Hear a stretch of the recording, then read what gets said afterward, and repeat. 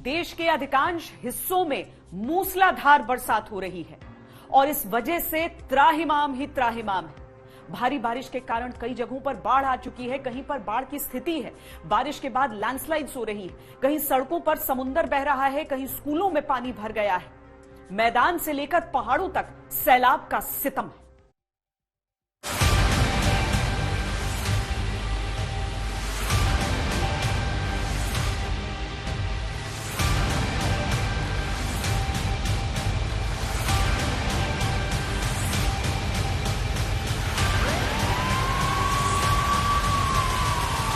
फटने के उपरांत इनको हम निकाल रहे हैं यहाँ से। चलो चलो चलो चलो चलो चलो चलो चलो चलो चलो। सैलाब के सितम से जीवन की डोर टूट गई। भयंकर सैलाब है जिसको रोकना मुश्किल ही नामुमकिन है। इस कदर का सैलाब चारों तरफ से।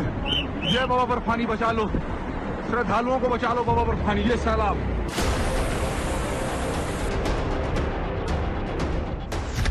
पानी की घातक मार से मन टूट गया। मैंने जोर से बिजली चमक, तो फिर छोटा छोटा पत्थर गिरने लगा तो टेंट वाला बोला भागो भागो भागो, तो हम लोग भी दौड़ गया, भाग दौड़ हो गया। फिर देखा बड़ा के पत्थर आया 100-200 टेंट का लेकर गिर गया। अपनी आंखों से देखा, जब जिस साइड को जाते थे उसी साइड को स्लाइडिंग शुरू हो जाती थी, दोनों तरफ से बंद हो गए थे रास्ते। फिर एनडीआरएफ की जो टीम आई उन्होंने रेस्क्यू करके निकाला। पूरा मंदिर में जो कोई मिलिट्री सेक्शन था पूरा नीचे गया था क्योंकि पानी का लेवल इतना बड़ा था, बहुत बड़ा था। क्योंकि टेंट जो थे और भंडारा जो डायरेक्ट ऐसे बह गए, जैसे पत्ते की समान बह गए थे डायरेक्टली। और मंदिर का जो गुफा है उसके बाजू में से वो पूरा पानी नीचे आया था, बहुत तेजी से आया था। जोर से बारिश चालू हो गई, उसमें लैंडस्लाइड वगैरह हो गया। तुरंत आर्मी और सीआरपीएफ के जवान एक्टिव में आ गए और वो मदद करना चालू कर दिया। कहीं जान बची तो जिंदा रह जाने का एहसास कंपकपा गया। ये अमरनाथ में आई हुई आपदा में हमारा मानसा पंजाब का भंडारा, ये देखिए किस तरीके से सब कुछ तहस नहस हो गया है। और आर्मी, एनडीआरएफ, सीआरपीएफ सभी कैसे एकजुट होकर प्रयास कर रहे हैं ताकि लोगों की जान बचाई जा सके। किस तरीके से सब कुछ बर्बाद हो चुका है। कहीं जिंदगी सैलाब में ऐसे बह गई जैसे इंसानी शरीर की कोई पहाड़ी मलबा हो। एनडीआरएफ, एसडीआरएफ की टीमें, हम लोगों की सीआरपीएफ की टीमें, बाकी जितने भी वहाँ पर और भी फोर्सेज हैं, सभी के लोग उसमें लगे हुए हैं और सारे लोग अपनी तरफ से पूरी कोशिश कर रहे हैं। 2 लोग करीब आधे उसमें ज़मीन में गड़े हुए थे और सांसें उनकी चल रही थी, उनको भी रेस्क्यू करके ही लोग ले आए हैं।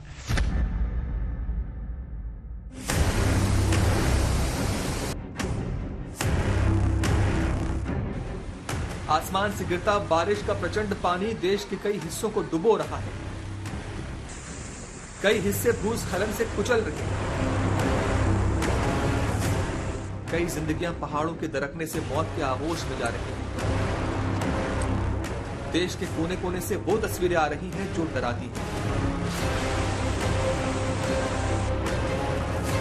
अमरनाथ में जो हादसा हुआ वो लंबे समय तक दर्द की कहानी बनकर याद आता रहेगा।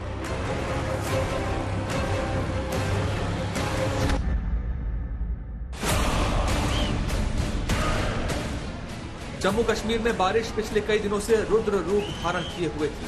जगह जगह से सैलाब और भूस्खलन की तस्वीरें आ रही थी। लेकिन 8 जुलाई की शाम 5:30 बजे बाबा बर्फानी की पवित्र गुफा के पास अचानक बादल फटने से बेहिसाब पानी आ गया। पानी की रफ्तार इतनी तेज थी कि किसी को संभलने का मौका तक नहीं मिला। हम दर्शन करके जैसे ही नीचे पहुंचे, वहां पे टेंट में हमने फोन और अपना सामान जो जमा करवाया था तो वो हमने उससे लिया। मैं जैसे ही फोन ये क्लिप ऑन कर रहा था, इतने में कश्मीरी बोला कि भाई साहब आप भागिए भागिए। मैंने बोला क्या हुआ? वो देखो ऊपर से। मैंने सर ऊपर देखा, मतलब पानी नहीं था, कुछ अजीब सा मलबा सा आ रहा था। तो बड़े बड़े पत्थर सर। मैंने सोचा नीचे की तरफ भागता हूँ। नीचे भागा तो आगे भी थोड़ा सा और आ रहा था। तो मैं वापस मुड़ा और जैसे आगे गया, जहाँ से हम गुजरे थे वहाँ छोटी सी नाली थी, वो कम से कम 10 फुट चौड़ी हो चुकी थी उस समय। तो सर मैं कूद के उस तरफ से निकल गया। कुछ फ्रेंड निकल चुके हैं, कहाँ हैं हमें पता नहीं है, एक फ्रेंड आया अभी मेरे साथ। तो मैंने पहाड़ी के उस तरफ भागने की कोशिश की। मुझे केदारनाथ का याद था कि हम क्या करें, मंदिर की तरफ जाते हैं, लेकिन सब मैं ऊपर की तरफ जाने लगा तो वहाँ भी पानी आना शुरू हो गया। तो मुझे लगा ऐसा ना हो मैं सीढ़ियों में जाऊँ, ये सीढ़ियों के साथ ले जाए मुझे नीचे। तो मैं सर सामने की पहाड़ी पे देखा, ऊपर से वाइट पानी आ रहा था। तो मैंने सोचा वो पहाड़ साफ है, तो मैंने पुली क्रॉस की, मैं उसकी दूसरी तरफ गया। ऊपर थे हम लोग उस टाइम पे गुफा में थे। गुफा थे। तो क्या हुआ उस वक्त वहाँ? हम लोग गुफा में आरती चालू थी। जैसे आरती खत्म हो गई तो बहुत जोर से बारिश चालू हुई। उस टाइम पे जोर से आवाज हुआ, पहाड़ी से पत्थर उत्तर करने लगे, मलबा बहुत आया। फिर लोग यहाँ पे टेंट लगे, 20-25 टेंट बह गए। उसके बाद में लंगर, 2-4 लंगर बह गए। तीसरे दिन भी जारी है बचाव कार्य। सेना के साथ आईटीबीपी, एनडीआरएफ, एसडीआरएफ, जेके पुलिस जुटे। 16 शव बरामद, 41 लोग अभी भी लापता। 8 हेलीकॉप्टर बचाव कार्य में लगे। घायलों को एयरलिफ्ट करके श्रीनगर अस्पताल लाया गया। टेंट बह गए। राहत और आपदा से बचाव के स्थायी अस्थायी कैंप्स बह गए। राशन बह गया, रास्ते बह गए और बह गए कई लोग। कुछ घंटों के अंदर 16 श्रद्धालुओं के शव बरामद हुए। कितने ही लोग लापता हैं, पता नहीं मरने वालों का आंकड़ा कहां तक जाएगा। की तरफ पानी आया, उसमें टेंट जितने थे ना कश्मीरी 4-5 थे, वो दब गए। मेरे सामने लुढ़कते हुए 6-6.5 फुट हाइट थी उस बंदे की, जो मैंने दबता हुआ देखा। फिर लेडीज को गई जाते हुए देखा, एक लड़के ने खींचा, मैं भी साथ में था। लड़के को बाजू मिली, मुझे ये उसका कॉलर मिला, हमने उसको खींच लिया है कीचड़ से। हाँ, कीचड़ से। उसके ये कपड़े ये सब उड़ चुका है। वो रो रहे थे, गुड्डू गुड्डू, बस शायद से उनका कोई बच्चा था, वो चला गया है। सर हम 3-4 लोग ही सर नीचे आए हैं, बाकी सर ऊपर ही है। कोई किसी का फोन नहीं मिला, सब फोन नंबर है सर स्विच ऑफ आ रहे हैं। चढ़ाई कर रहे थे उससे बालटाल से, और वहाँ पे देखा पहाड़ गिरने लगे। पानी बारिश हुई पहले, उसके बाद फिर पहाड़ गिरने लगे। फिर एक पुल था, छोटा सा ब्रिज, उसी से 20 लोग नीचे चले गए। तबाही का खतरा है, इसका अंदाजा पहले से था। 15,000 से अधिक श्रद्धालुओं को पहले ही हटा लिया गया था और सुरक्षित स्थान पर पहुंचाया गया।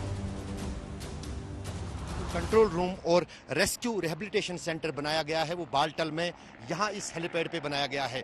दरअसल ये नीलगिरा का इलाका है, जो हेलीपैड है न सिर्फ प्राइवेट हेलीकॉप्टर्स के लिए, बल्कि साथ ही साथ जो सेना और दूसरे एजेंसियों के हेलीकॉप्टर यहाँ से उड़ते हैं, यहीं से उड़ते हैं। और ये पूरा इलाका जो है काफ़ी ऊंचाई वाला इलाका है, और यहाँ पर हेलीकॉप्टर मात्र 4 लोगों को, 4 पैसेंजर्स को उठा सकता है और 2 पायलट उसमें होते हैं। इसलिए काफ़ी समय लग रहा है, काफ़ी ज़्यादा उड़ानें भरनी पड़ रही हैं हेलीकॉप्टरों को, सभी घायलों और दूसरे प्रभावित लोगों को यहाँ तक लाने के लिए। यहाँ से फिर व्यवस्था जो है वो एम्बुलेंसेज की है, जो अलग अलग एम्बुलेंसेज में अलग अलग जो घायल श्रद्धालु और लोग हैं उनको अस्पतालों तक पहुंचाना।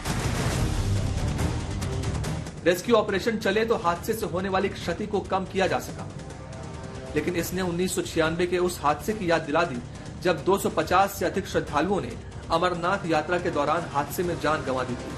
वो दर्द, वो तकलीफ, वो आंसू आज भी वैसे ही है। सोचने वाली बात है कि बाढ़, सैलाब, बादलों का फटना, जमीनों का दरकना, नालों का उफनना, ये सब इतनी बड़ी मात्रा में क्यों हो रहा है? न मैदानों में बाढ़ से सुरक्षित है, न पहाड़ों पर जीवन की गारंटी है। मिट गए हैं सड़क और सैलाब के अंतर। जो बच गया वो अगले सीजन में बचने की कोशिशों में लगेगा, जो बह गया वो बह गया और बनकर रह गया सीजन के हादसे का शिकार।